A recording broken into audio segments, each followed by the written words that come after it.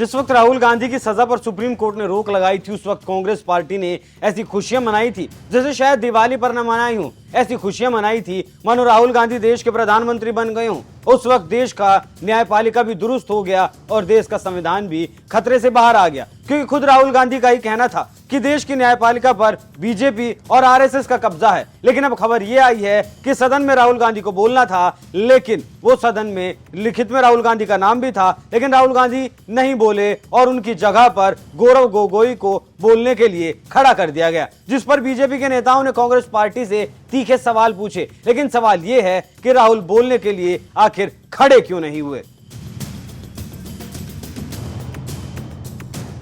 नमस्कार, NMF news देख रहे हैं आप। मैं हूं आपके साथ अभिषेक पुंडीर। कांग्रेस पार्टी को लग रहा था कि प्रधानमंत्री मोदी सदन में बोलने के लिए आएंगे और फिर राहुल गांधी मोदी के सामने बोलेंगे, क्योंकि कांग्रेस पार्टी राहुल गांधी को मोदी के समकक्ष नेता मानती है। वैसे तो लोकसभा में अविश्वास प्रस्ताव पर चर्चा मेन मुद्दा थी, लेकिन बीजेपी के लिए राहुल गांधी का ना बोलना उस वक्त मेन मुद्दा बन गया जब राहुल गांधी बोलने के लिए खड़े नहीं हुए। जैसे ही सदन में अविश्वास प्रस्ताव पर चर्चा शुरू हुई, संसदीय कार्य मंत्री प्रहलाद जोशी ने कहा कि हमें तो राहुल गांधी से चर्चा शुरू करने की जानकारी मिली थी। मतलब जो लिखित में दिया गया था उसमें यह कहा गया था कि पहले राहुल गांधी बोलेंगे, उसके बाद कोई और नेता बोलेगा या फिर सत्ता पक्ष से जवाब लिया जाएगा। लेकिन अभी गोगोई बोल रहे हैं, ऐसा क्या हुआ कि नाम राहुल गांधी का दिया गया लेकिन वो चर्चा नहीं कर रहे। इतना ही नहीं, जब विपक्ष के पहले वक्ता के रूप में गौरव गोगोई ने अपनी बात खत्म कर ली, तब भी निशिकांत दुबे ने राहुल गांधी के बोलने का मुद्दा उठाया। केंद्रीय संसदीय कार्य मंत्री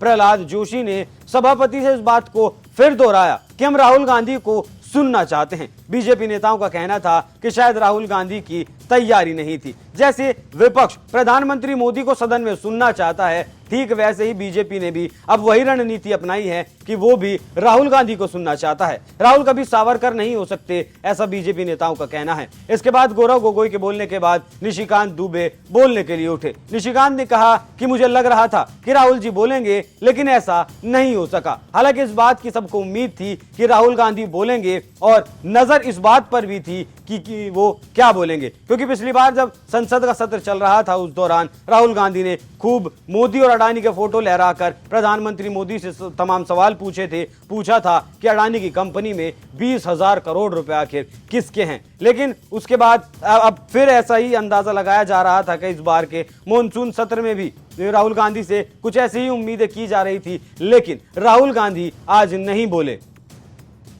राहुल गांधी के नाम बोलने पर बीजेपी कांग्रेस से तीखे सवाल पूछ रही है। लेकिन जैसा कि मैंने आपको बताया था कि कांग्रेस राहुल गांधी को मोदी का समकक्ष नेता मानती है, तो ऐसे में हो सकता है कि राहुल गांधी को लगा हो कि प्रधानमंत्री सदन में आएंगे, लेकिन वो नहीं आए और इसलिए राहुल का नाम लिस्ट में डाला गया हो। लेकिन मोदी नहीं आए तो कांग्रेस ने प्रोग्राम में बदलाव कर दिया हो और राहुल गांधी की जगह गौरव गोगोई को बोलने के लिए खड़ा कर दिया। कांग्रेस पार्टी चाहती है कि राहुल गांधी सिर्फ मोदी के सामने बोलें, उसके अलावा और किसी नेता के सामने वो ना बोलें, क्योंकि कांग्रेस का ऐसा मानना है कि राहुल गांधी प्रधानमंत्री मोदी के समकक्ष नेता हैं। विपक्ष का रवैया देखकर तो ऐसा ही लग रहा है जैसे ही उसे किसी और मामले से कुछ लेना देना नहीं है। एक तो दिल्ली पर जो बिल पास हुआ और दूसरा मणिपुर का मामला, और किसी मुद्दे से विपक्ष को लेना देना नहीं है। विपक्ष पहले दिल्ली के मामले पर एकजुट हुआ, लेकिन विपक्ष को दिल्ली के मुद्दे पर भी मुंह की खानी पड़ी और इस बिल के विरोध में सिर्फ 102 वोट डले और 131 वोट इसके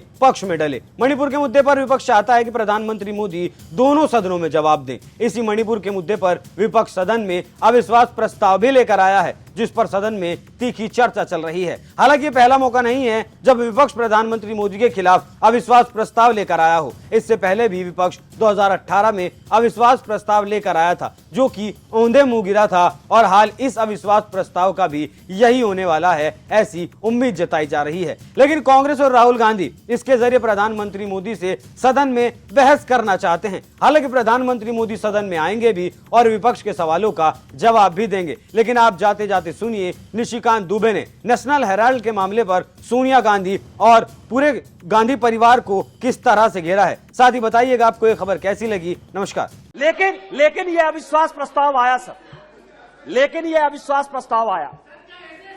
अविश्वास प्रस्ताव किस लिए आया? यहां सोनिया जी बैठी हुई है। सोनिया जी का मैं बड़ा सम्मान करता हूं सर। सोनिया जी, मुझे जो लगता है कि उनके पार्टी की उनकी दो मनस्थिति है। वो एक हिंदू सभ्यता संस्कृति में बिलीव कर रही है, इसीलिए अलौकिका पंडिता की तरह जो पूरा किताब में लिखा हुआ है कि क्या क्या करना चाहिए एक भारतीय नारी को, उसका पूरा का पूरा पिक्चर सोनिया जी देती है।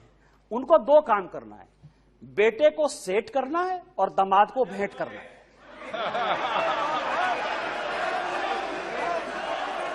अरे जिसका नेम ले रहा है वो बोले ना, जिसका नेम ले रहा है वो बोले, ये लोग क्यों बोल रहे हैं? अध्यक्ष जी, जिसका नाम लिया जा रहा है वो सदन में मौजूद है, वो ऑब्जेक्शन नहीं कर रही है। दूसरे क्यों कर रहे हैं ऑब्जेक्शन? दूसरे क्यों ऑब्जेक्शन कर रहे हैं? वो खुद सदन में मौजूद है, उनको कोई ऐतराज नहीं है। दूसरे ऐतराज करने वाले कौन होते हैं? जब ऑलरेडी सदन में लोकसभा की माननीय सांसद मौजूद है और वो ऐतराज नहीं कर रही है, तो दूसरे ऐतराज करने वाले कौन होते हैं? अब आप समझे सर, मैंने दोनों बातें कही कि बेटे को सेट करना है और दामाद को भेंट करना है। मैं अपने बात पर कायम हूं सर। आप ये समझे सर, ये केस है सर, इनकम टैक्स का केस चल रहा है। नेशनल हेराल्ड का इनकम टैक्स का एक केस चल रहा है ट्रिब्यूनल में। मैं जो भी पेपर कहेगी कांग्रेस, मैं on the floor of the house जो है इसको रखने को तैयार हूं। और यदि इसमें एक भी बात गलत होगी तो मुझे आप सदस्यता से उसी दिन निकाल दीजिएगा सर। लेकिन कांग्रेस पार्टी को सुनना चाहिए सर। इनकम टैक्स अथॉरिटी ने कहा कि ये फाउंडेशन के जितने इनके केस है, नेशनल हेराल्ड के जितने केस हैं, उसकी असेसमेंट करें। हाई कोर्ट का आदेश सर, हाई कोर्ट का आदेश आ गया, हाई कोर्ट का आदेश आ गया कि इसको जो है सेंट्रलाइज करना। ये हाई कोर्ट का आदेश है सर। अभी ये सुप्रीम कोर्ट चले गए।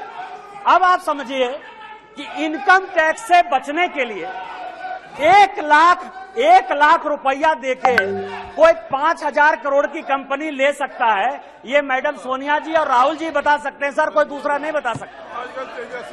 और ये कह रहे हैं कि केवल हमारे ऊपर ये चीजें होती है। यहां जीएम सिद्धेश्वर बैठे हुए सर, हमारे पार्टी के सांसद हैं जीएम सिद्धेश्वर। अब भी 80 करोड़ रुपया उन्होंने इनकम टैक्स में भरा है सर।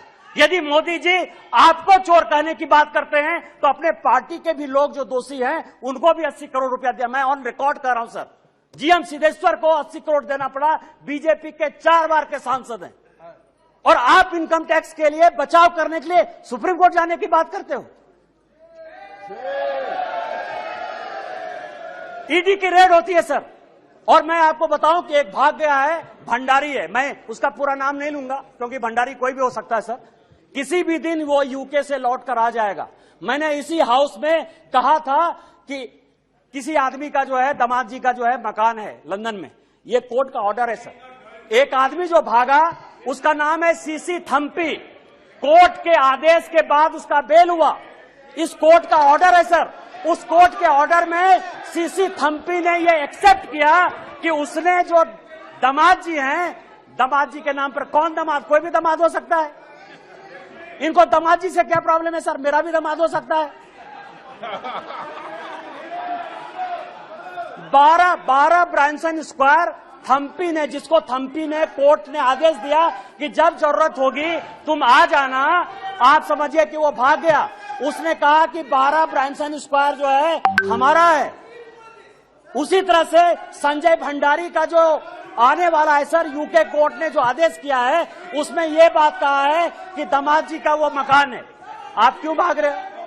तो जो मैंने आपको कहा कि ये जो अविश्वास प्रस्ताव है सर, ये अविश्वास प्रस्ताव का जो मूल मंत्र है कि बेटे को जो है सेट करना है और दामाद को भेंट करना है।